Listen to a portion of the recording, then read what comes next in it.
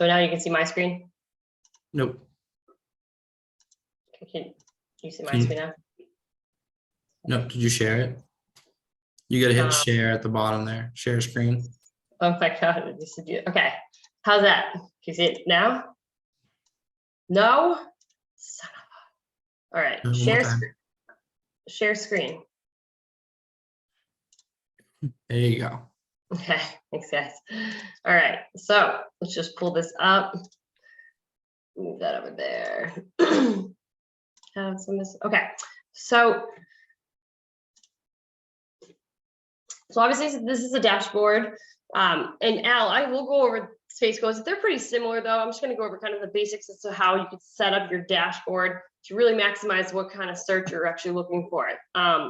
So when you go in, you want to just go, most of the time, I imagine most people are just doing residential basic. Now, and I just do, depending on what you're looking for. So say I do this in the morning when I cold call people. So I'll do like 0 to 30 days sold. I'll uncheck actually I'll keep those checked because you want to know what's on the market as well as what's sold in the past 30 days. And then I'll usually either go within 1 mile of whatever 2100 Vero Beach app. So if I'm trying to cold call people, it's not all gonna be cold calling. I'm just giving an example. If I'm trying to get a hold of people, 32960 roughly, so that it's going to show 29 matches of actives and sold, so depending too. And then I do the results. Okay. We're just going to out of the way. So I've set up you can customize this line right here. So if I'm cold calling, I literally have a cold calling search thing. And how I do that is because when I'm calling people, I want to do sale price, so I want to know all this information when I'm cold calling people. So in the past month, there's been 32, and then I just look up these things real fast. So there's been from 20 to 12 sales. I write this down. 1, 2, 3 pending. There were 3, so roughly, there's a lot of these, 6 to 19. So you just write you just vaguely just like you 13 are under contract. And 7 or 5 are active. I mean, this is a lot. This does not usually happen when I cold call this, but I usually have like 12. But anyway, for the sake of this, you'll just say, and then say they range anywhere from, and you could, if you click on this tab at the top, and this goes for space codes too, you can organize them from the least to the most and vice versa. So when you're on the phone, just like anywhere from 95 to, well, you also want to make sure this is the same thing. Give me 1 second. Okay, so sales have been anywhere from 115 to 399,000, to almost 400,000. 7 are under contract, and there's 5 available. It's just like this information of this one area. You can also do this with subdivisions. So if you're starting a farm, you can send out mailings. So I'll go back to that. You could do the same thing with mailings as well. So you want to do 0 to 30. So you could do all those things but you could choose in a certain area. So I usually do, you don't even have to do that, but you can go down to subdivision. Let's just say you just want to start farming Vista Gardens. So in the past, hold on 1 second, get this out of there. Why am I not getting any results? You still have 2100 Vero Beach apps. Let's start. Oh, thank you. Okay, we'll go back. Okay, so in the past,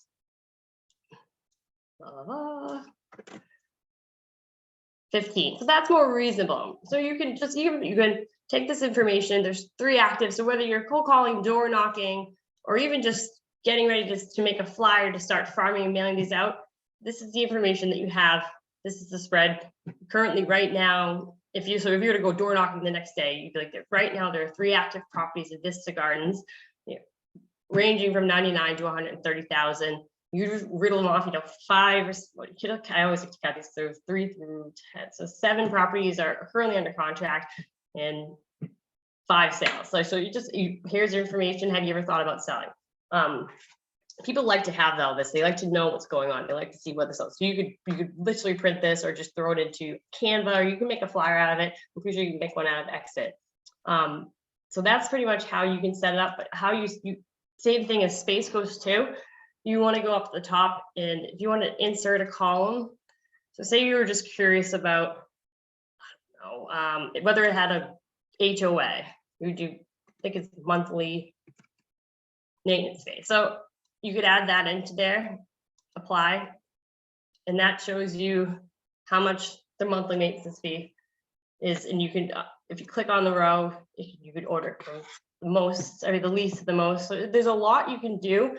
But what I really like about this, and tell me if I'm going too fast, you can save each search. So I have a CMA search. So when I'm doing CMAs, I'm going to, sorry.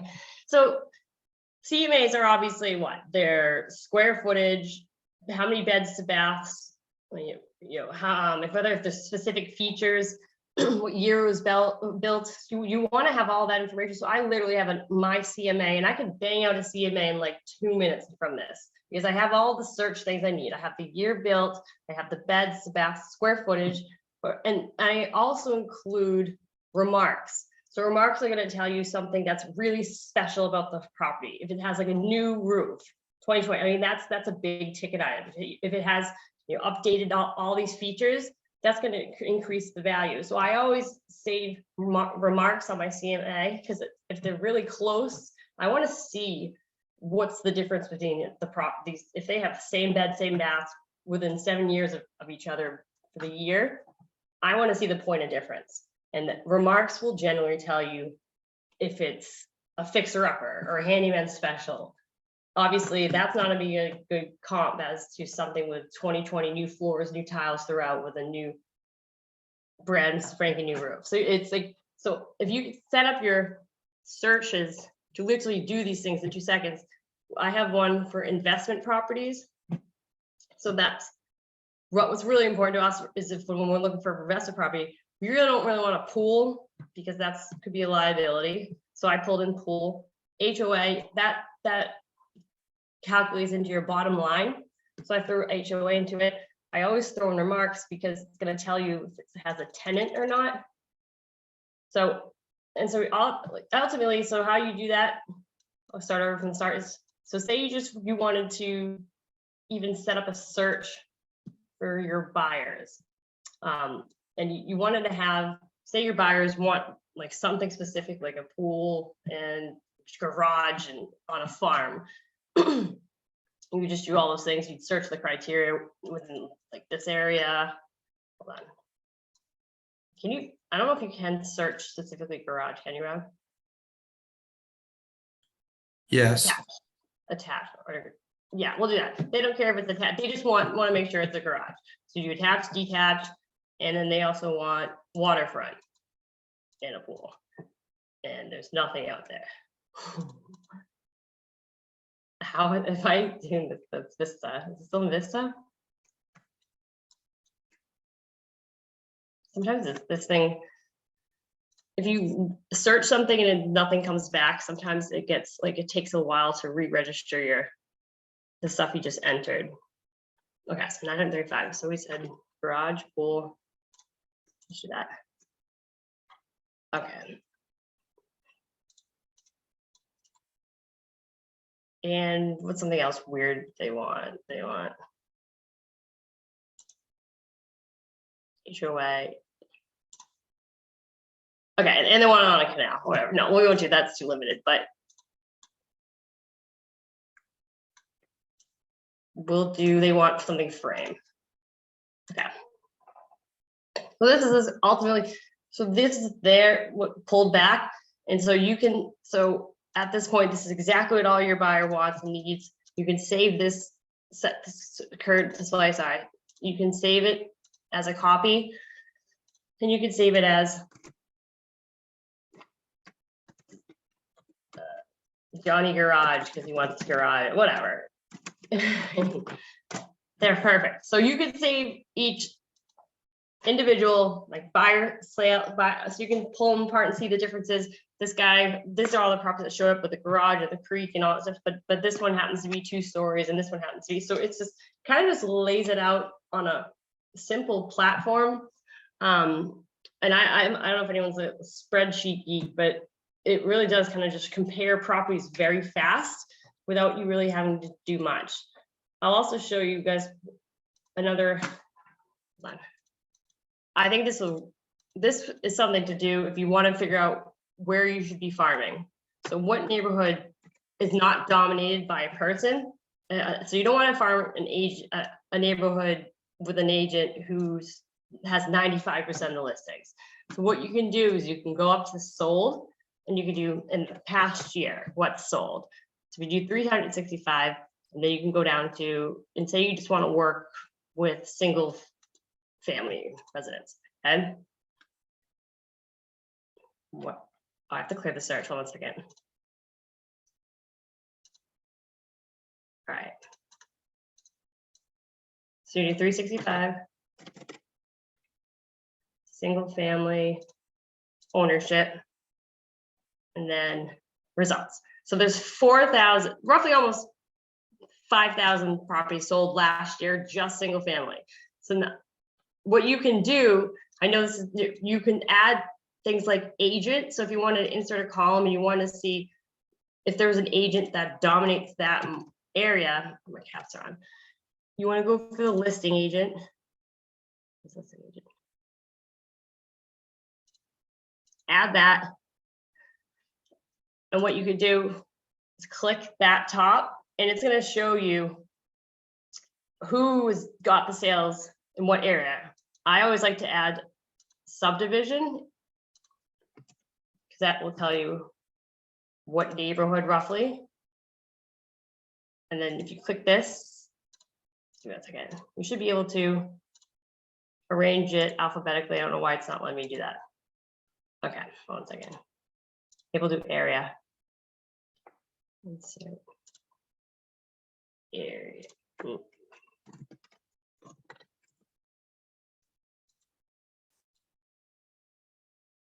Where'd that go? Okay. Okay. Subdivision, I mean, I know I've done it before, but either way. So if you wanted to dominate Beer Lake Estates, or you'll see, hold on, Rob, do you know why it won't let me like categorize that as alphabetically? Okay. I'm sorry. So if you click the word, my bad, I was looking for the arrow. So if you click subdivision and you click listing agent name, actually no, click subdivision, sorry. So Abington Woods, that's probably a good area to go after because there's no consistent agent. Amberson Beach, there's a couple Arsenal, but that's not too much competition. So you'll see, so you go through, and Tilly's would not be a good one to market. I mean, it would, but you have this one dominating factor, this Liz Boley, who I don't even think she gets paid commissions. I think she just works there. So yeah, so that's, I mean, bond chat. This is the new build. Yeah, so it's like before you go and spend all this money on marketing to your neighborhood, I definitely recommend just going to past sales 365. You want to do single family or condo, you want to separate the two because it's going to be over 5,000 if you do both. But yeah, no, I would never go after Barefoot Bay. And you just kind of scroll through and see what's a good neighborhood. Say you wanted, you wanted to go at certain amounts, like say you wanted to go after $600,000 properties potentially that sold, get 3 sales in one.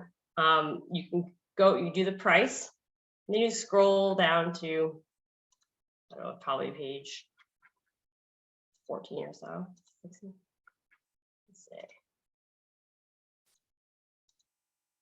Does anyone have any questions though?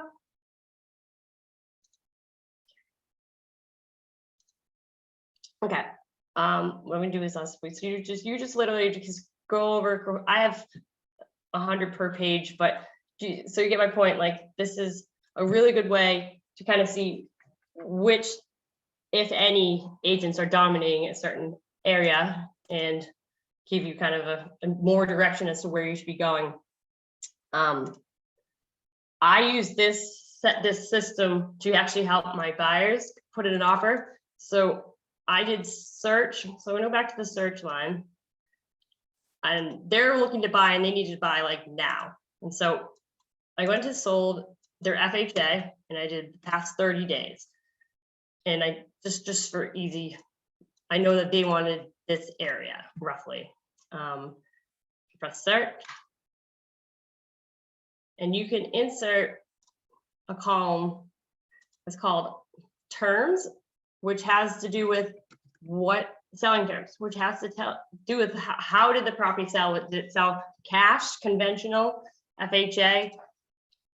So you'll see that in the past, out of 175 properties in that area, let's see how many FHA sold. Probably like 7. So from 157 to 170, so 13.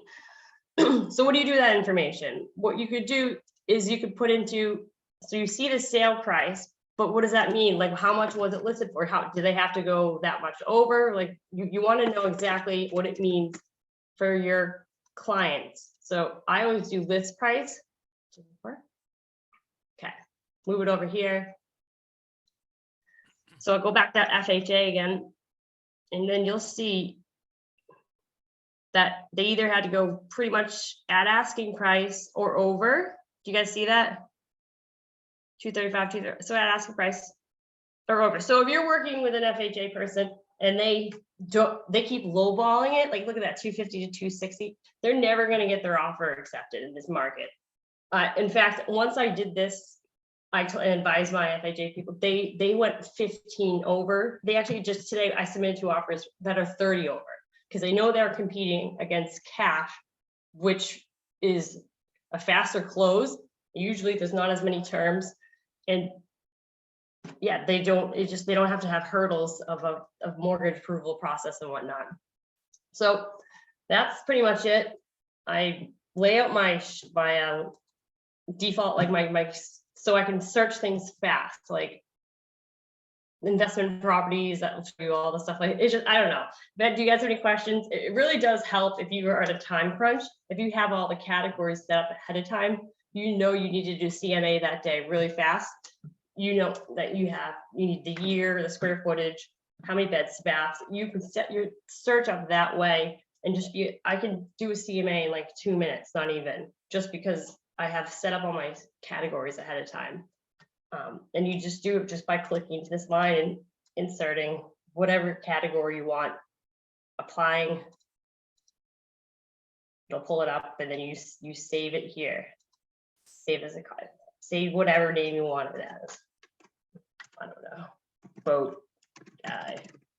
One of your buyers. When you save it, is it only saving like the snapshot from that date you did it, or can you go back in and it'll update with all new information like 2 weeks later? So it's a good question. So you're saving just the category. So you're not saving the snapshot. Yeah. So if that makes, I like to, what I'm doing, just regular searching, cold calling. I like to know, what was the sale date? What was the terms? So, for that, but that's just for cold calling. It's different for CMA. I know I need to know the year it was built, and I like to know the differences by the remarks. I mean, if you in investment properties, because it will tell you if there's a tenant. So I've saved a category up top in the remarks to see if there's anything about tenant is in there until blah, blah, blah. And as you go back in, Bernadette, then you change the criteria down there at the bottom left. So Colleen, scroll all the way back to the left. Yeah. There you go. See the criteria button? So now you can go search again and it will just update it, but it'll put it in it's basically you're saving a template for how you want the information displayed on your screen. And so now as she changes the criteria, it's going to populate new information with the new houses and the updated dates once she searches again. Right. And it always falls back to the main, I'll go back, I'll go out and I'll see if I'll search again. We'll just do residential. Let's do, I don't know, 3-2. Okay, sir, result. Okay, so it's always gonna go back out to agent single line. That is like the number one, it's your default, but I have saved from doing over these saved things over here, my CMA, my coal hauling. So, but this is agent single line, it's gonna show the bear, it's gonna show the area subdivision. Whatever you have, your reset defaults, whatever your current default is, it's gonna go over that. So then if you wanted to play around because you have different reasons, you could just always go up here. Even like down here, like it's just gonna show you photos. So these are just pre-saved stuff. But I just like to take it even further because then like I have farming. So it shows me subdivision. Who did so it's I want to just start going after Collier Club. I know Don Buckingham is going to be known around there. And so it's kind of just getting to know your players in the market, and also it's kind of just increasing your statistics of likelihood of getting something out of your marketing efforts. Does that make any sense? Yeah. So as you're going through different things that you're going to try with your prospecting efforts, this is really good for just setting up the template so you kind of have it per what you have, because it's going to default back to my single agent or whatever your default is.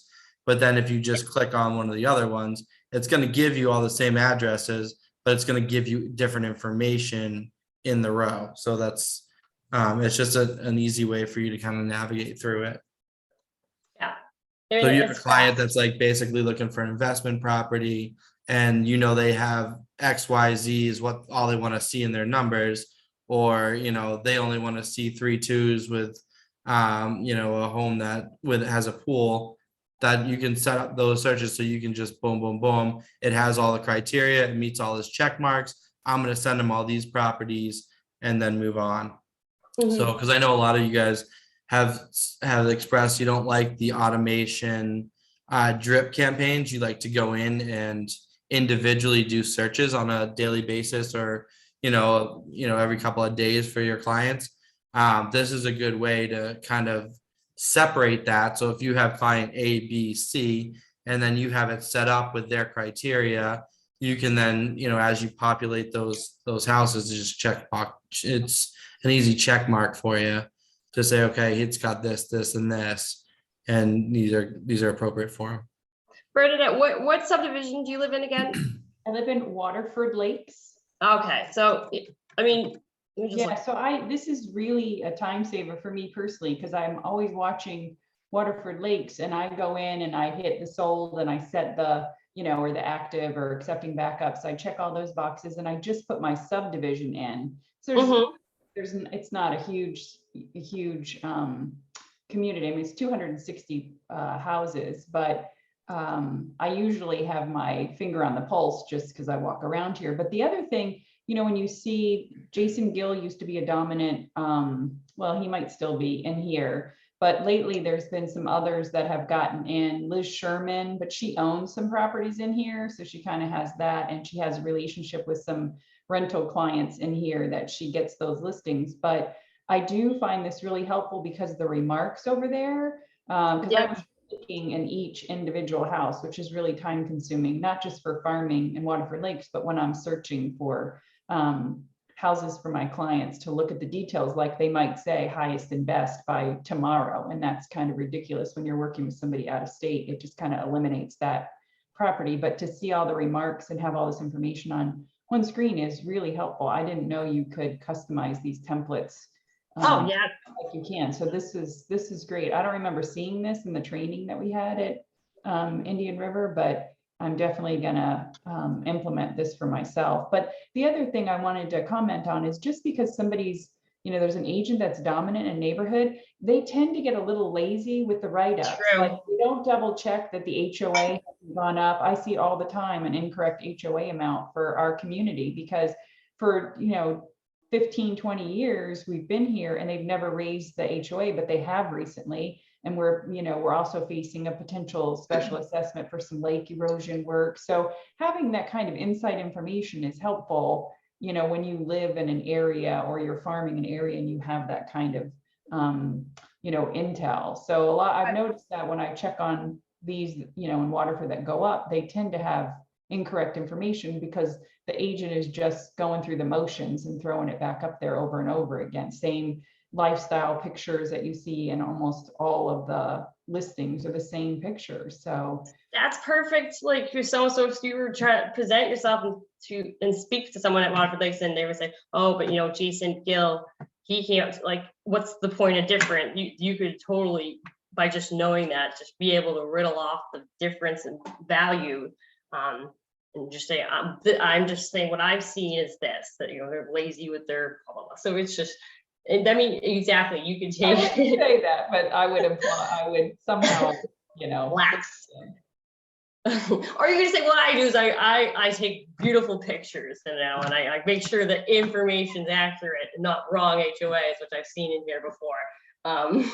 So it's good to know. I'll just say that I got a listing and it was 90% dominated by Invista Plantation. But I know, like you said, they get lazy. And I looked through and I was looking through the remarks and he was recycling the same remarks. And it's just like, I doubt this guy is doing open houses on the weekend. I doubt he's doing more than what he can. Like, it's just so, and needless to say, I'm getting it and the rest is history. But yeah, so it's all good just to have this layout. If you're geeky, it's just fast. Yeah, older roof. I mean, you just rule it. I think it's just faster way to do things. Does anyone have any questions? You get about 2 minutes left, so we can open up to any questions. But thanks, Colleen. This is great, and this is not something that they're going to teach you at the board courses. This is something that she discovered on her own and kind of worked through and learned. So definitely on these boards, don't be afraid to go. You're not going to break the system, so go ahead and try to do some different things and try to play around with it and make it what you need. And then a lot of the boards, especially Flex, has a really good self-help section that has videos that go along with it. So type in what you're looking to accomplish, and I'm sure there's some video tutorials on this as well. But we're going to go through Flex next week. And also put on your calendars too. We're going to have two different people doing live presentations coming up in the next 2 weeks. One's Seacoast Bank and one is Marine Bank and Trust. So they're going to be having some morning things. I'll send a note out about that, where they're going to kind of feed us and go through the mortgage processes. And it's highly educational, not salesy. So, but they're kind of trying to get in front of us. So they're going to buy us breakfasts and whatnot. So I'll send an email about that because that I think is in 2 weeks on Tuesday and then on Thursday. So, but everyone else have a great week. Thanks, Colleen. I appreciate the tutorial because that's really good information. I think everyone can utilize. Cool. All right. Thanks, guys. All right. Have a good one. You too. Bye-bye.